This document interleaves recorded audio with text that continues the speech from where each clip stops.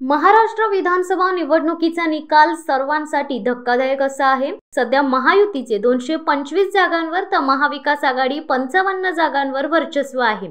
अपक्ष आणि इतर पक्षांसह इतर उमेदवार 8 जागी निवडून आले आहेत। चित्र पुरेसे स्पष्ट आहे। 15व्या विधानसभेमध्ये महायुतीची सत्ता असणार आहे। अर्थातच आता सर्वात मोठा प्रश्न उभा राहिलेला आहे तो म्हणजे मुख्यमंत्री पदाचा। महायुतीमधील भाजप, राष्ट्रवादी काँग्रेस आणि शिवसेना या 3 पक्षांपैकी कुणाला मुख्यमंत्री पद मिळणार आणि कोण उपमुख्यमंत्रीपदी राहणार हा प्रश्न महत्त्वाचा ठरणार आहे। एकनाथ शिंदे आपले मुख्यमंत्रीपद सोडणार का?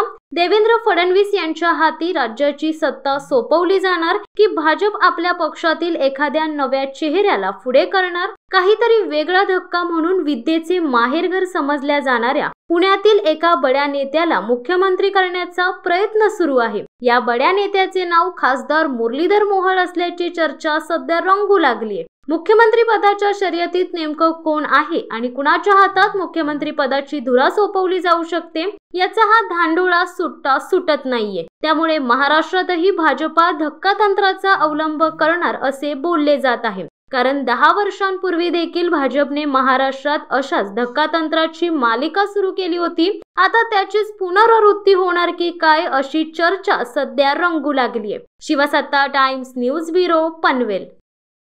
दे धडक बेधडक वृत्त देणाऱ्या आपल्या शिवसत्ता टाइम्स न्यूज चॅनलला लाल बटन दाबून सबस्क्राईब करा आणि बेल आयकॉनला क्लिक करायला विसरू नका।